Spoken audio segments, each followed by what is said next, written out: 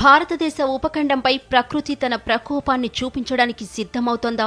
శాస్త్ర విజ్ఞానం సైతం నివ్వెరపోయేలా ఉపగ్రహ చిత్రాలలో కనిపిస్తున్న ఒక భారీ దృశ్యం ఇప్పుడు దేశవ్యాప్తంగా కలకలం రేపుతోంది.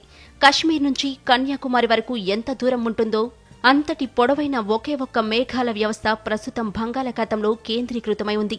దాదాపు 3000 కిలోమీటర్ల పొడవు, 500 కిలోమీటర్ల వెడల్పుతో విస్తరించి ఉన్న ఈ మహా మేఘాన్ని వాతావరణ శాస్త్రవేత్తలు మాన్స్టర్ క్లౌడ్ లేదా రాక్షస మేఘం అని పిలుస్తున్నారు.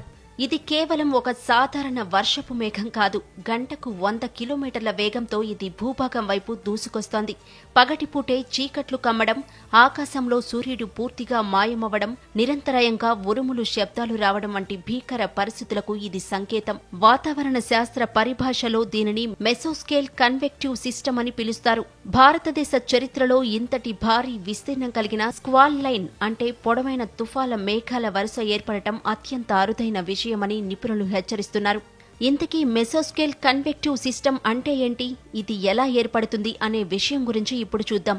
ఈ రాక్షస మేఘం తీవ్రతను అర్థం చేసుకోవాలంటే మొదట ఇది ఎలా రూపాంతరం చెందుతుందో తెలుసుకోవాలి. సాధారణంగా మనం చూసే ఉరుములు మెరుపుల మేఘం దాదాపు 10 నుండి 20 కిలోమీటర్ల విస్తీర్ణంలో ఉంటుంది.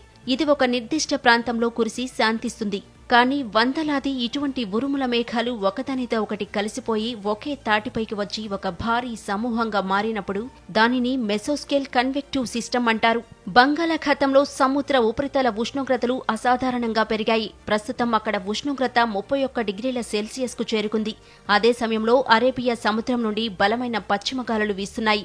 ఈ విపరీతమైన వేడి, తేమ గాలుల కలయిక వల్ల వందలాది చిన్న చిన్న తుఫాను మేఘాలు ఒకదానితో ఒకటి అనుసంధానమై 3000 కిలోమీటర్ల పొడవైన ఒక మహా రాక్షస మేఘంగా రూపాంతరం చెందింది. ఈసారి ఈ రాక్షస మేఘం ఇంత ప్రమాదకరంగా మారడానికి కారణాలున్నాయి. గతంలోనూ ఎంసీఎస్ వ్యవస్థలు ఏర్పడినప్పటికీ ఈసారి ఏర్పడిన మాన్స్టర్ క్లౌడ్ అత్యంత విధ్వంసకరంగా మారడానికి 3 ప్రధాన కారణాలున్నాయంటున్నారు నిపుణులు. అయితే ఈ మాన్స్టర్ క్లౌడ్ పశ్చిమ బెంగాల్పై అత్యంత ప్రభావం చూపబోతున్నట్లు అంచనా వేస్తున్నారు.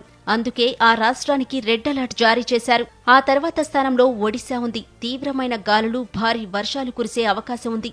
ఆ తర్వాత ఆంధ్రప్రదేశ్, ఈశాన్య రాష్ట్రాలైన అస్సాం, మేఘాలయ, అలాగే బంగ్లాదేశ్లోని ఢాకా, చిట్టగాంగ్ ప్రాంతాలపై ఆ రాకాసి మేఘం విరుచుకుపడే అవకాశం ఉన్నట్లు వాతావరణ శాఖ అధికారులు అంచనా వేస్తున్నారు. ఆయా ప్రాంతాల్లో మోస్తరు నుంచి భారీ వర్షాలు, పిడుగులు పడే ప్రమాదం ఉంది.